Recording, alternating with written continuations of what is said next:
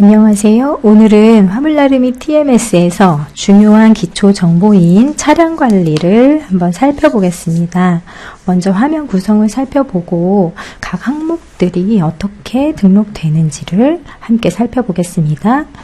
우선 차량 관리 화면을 열어보겠습니다.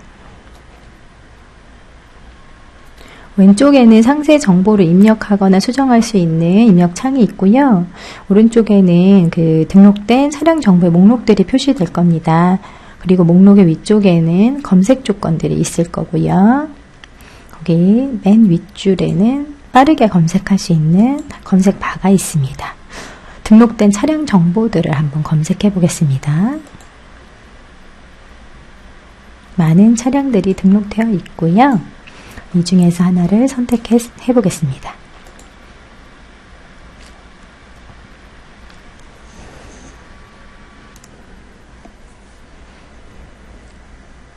선택한 차량의 정보가 왼쪽의 입력 폼에 표시가 되는데요.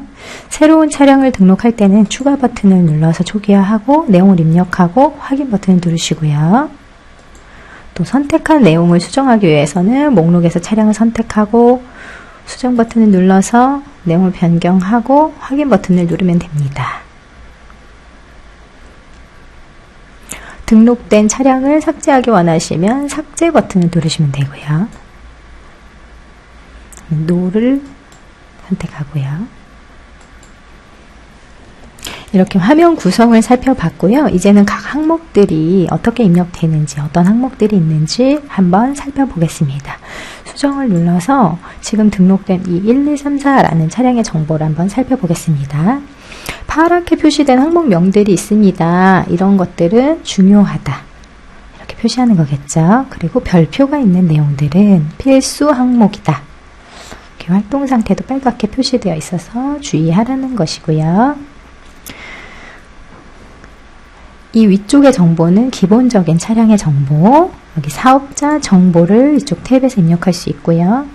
보험이나 검사 정보, 날짜를 넣을 수 있는 거고요. 계좌 정보, 차량의 계좌번호를 등록하는 그런 탭입니다. 그리고 마지막으로 관리 정보, 이 차량에 대한 관리 정보를 입력해서 내부적으로 업무 정보를 공유하도록 되어 있습니다. 이제 하나하나 살펴보겠습니다. 우선 기본 정보, 당연히 차량 번호, 그리고 운전자 이름, 휴대전화 번호가 필수 항목으로 표시되어 있고요. 여기 보시면 어플 사용이라는 것에 체크가 되어 있는데요. 화물나르미 TMS에서 차량의 운송 보고를 하는 어플을 사용하는 경우에는 이 기사가 이렇게 체크가 되어 있어야만 휴대전화 번호로 어플에 로그인할 수 있도록 이렇게 관리를 하실 수 있습니다. 로그인 정보를 관리하는 것이 되겠죠. 이제 다음 정보들을 살펴보겠습니다. 관리 소속은 이 차량이 우리 회사의 어느 부서에서 등록하거나 관리를 하느냐, 그리고 차량 종류와 톤수는 이미 이해하고 계실 테고요. 다음은 차량 구분입니다. 이 차량 구분에 보시면 이렇게 괄호해서 직접이라고 되어 있는 항목들이 있고요. 그 다음에 위탁이라고 되어 있는 항목들이 또 있습니다. 이 직접이라는 것은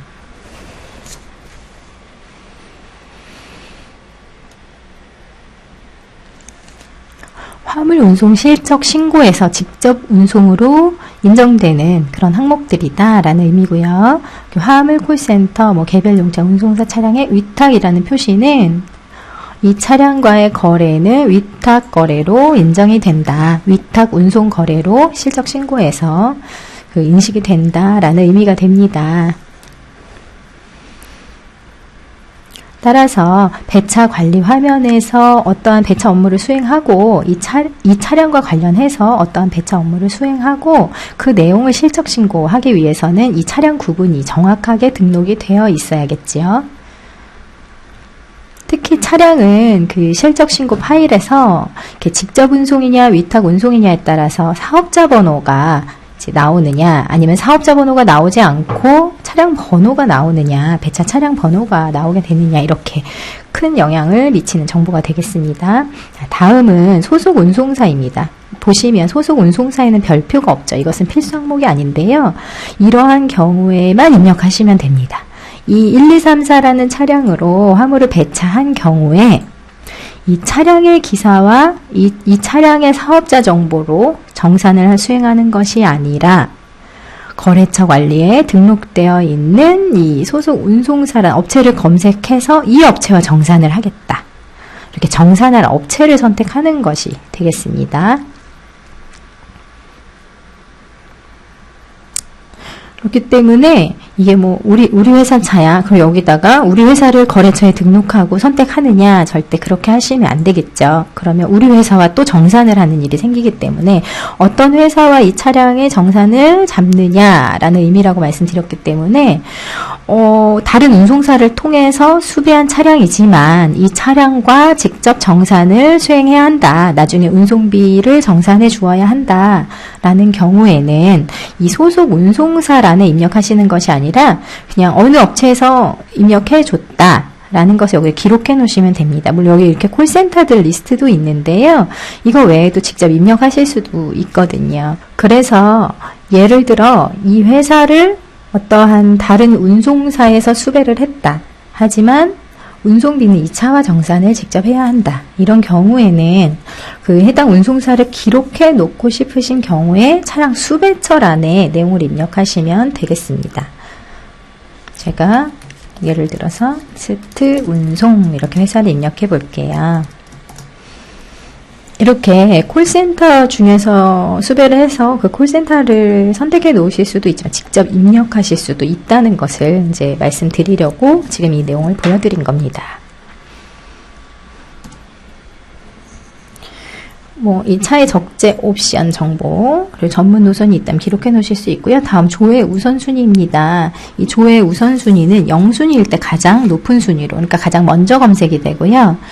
비슷한 정보의 뭐 차량 번호나 운전자 이름이나 전화번호로 검색했을 때 그 검색된 리스트에서 이렇게 아래쪽으로 내려가도록 이 조회 우선순위의 숫자가 클수록 검색의 나중순위로 되도록 이렇게 표시됩니다. 다음은 신용등급이고요.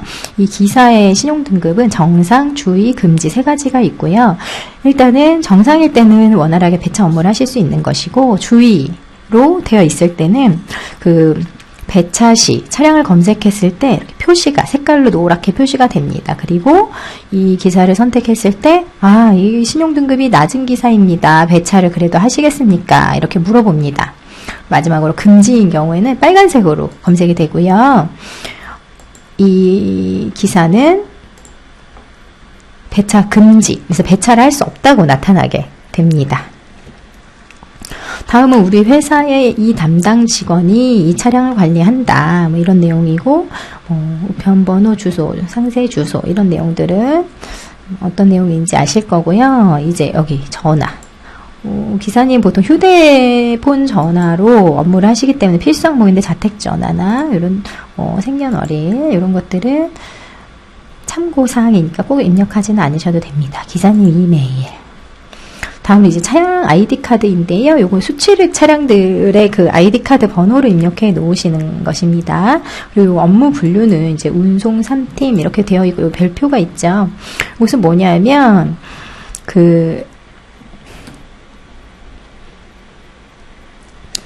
우리 회사에서 지입차들은 이런 카테고리로 3팀으로 그리고 우리 회사에서 용차들은 1팀으로 이런 식으로 그냥 내부적인 업무 분류를 위해서 필요하신 경우에 입력하세요. 이렇게 만들어진 항목인데요.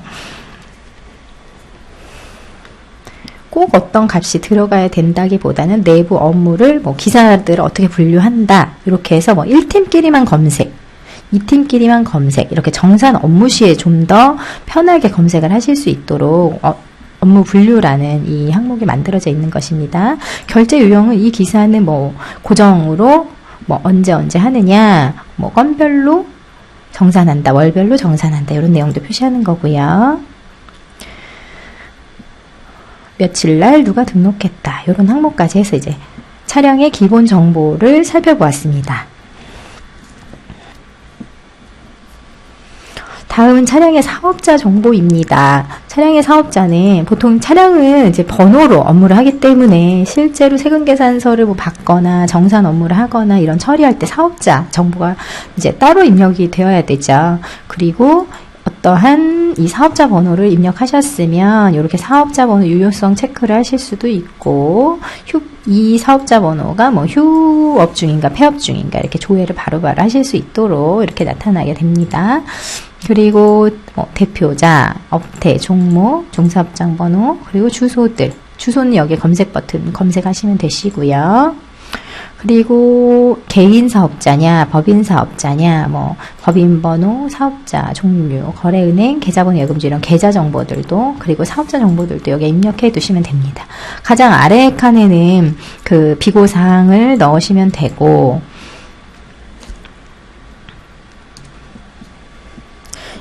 이렇게 그냥 간단한 메모 외에도 또 다른 관리 정보 제공하고, 그것은 이따가 설명을 나중에 좀 더 드리겠습니다. 자, 그리고 여기에 중요한 것이 있는데요. 차량 검색이라는 버튼이 있습니다. 이 버튼 클릭해 보겠습니다. 제가 등록한 이 번호의 기사가 이 화물나름이 전체의 시스템에, 그러니까 혹시 내가 아니더라도, 내가 아닌 다른 업체라도 등록을 한 경우가 있으면 여기서 사업자 정보나 계좌 정보 같은 거를 일일이 손으로 입력하지 않아도 등록되어 있는지 확인을 해서 가져오는 그런 기능이 있는데요. 여기 지금 이 차량이 이렇게 검색된 경우입니다.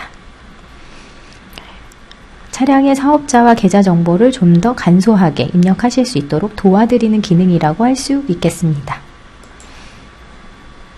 그럼 이제 확인을 클릭해서 내용을 저장해 봅니다. 자, 다음으로는 보험 검사 정보 탭입니다. 보면 총 1번부터 6번까지 6가지의 보험 날짜를 등록해서 관리하실 수 있고요.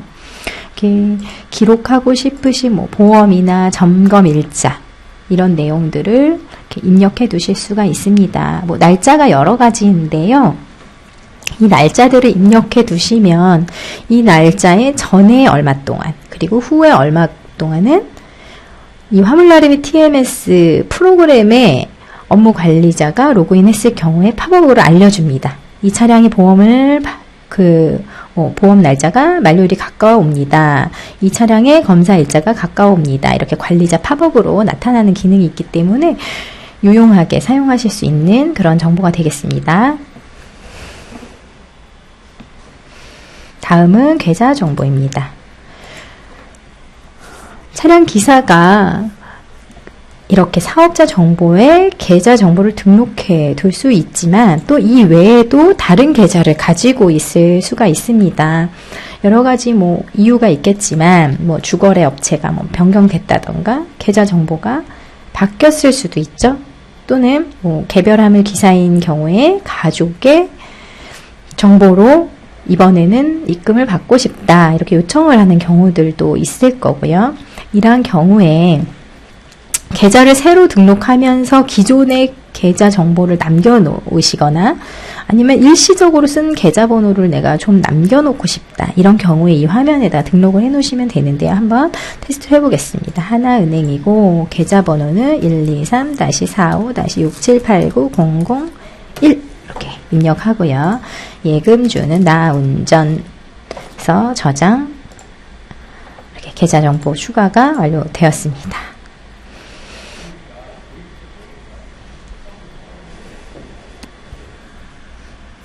물론 등록된 정보를 삭제하기 원한 경우에는 이거 선택하시고요. 삭제 버튼을 클릭하셔서 내용을 삭제하시면 되겠습니다. 다음은 관리 정보 한번 확인해 보겠습니다. 여기에는 이 차량에 대해서 관리하기 원하는 내용을 등록해 두시면 되는데요. 작성한 순서대로 쭉 내역이 남기 때문에 그때그때 어떤 일이 발생했을 때 등록을 해 두시면 차량 관리에 더 용이하겠습니다. 한번 입력해 보겠습니다.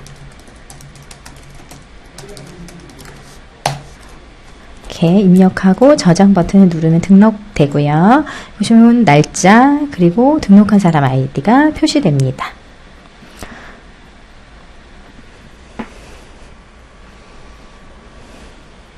이렇게 차량 관리 화면에서 목록을 조회해보고 어떤 검색 조건들이 있는지 살펴보았고요. 그 다음에 전체 기본 정보, 사업자 정보, 보험이나 검사 정보, 계좌 정보, 관리 정보에 어떠한 항목들이 또 등록되고 관리 가능한지 전체적으로 한번 살펴보았습니다.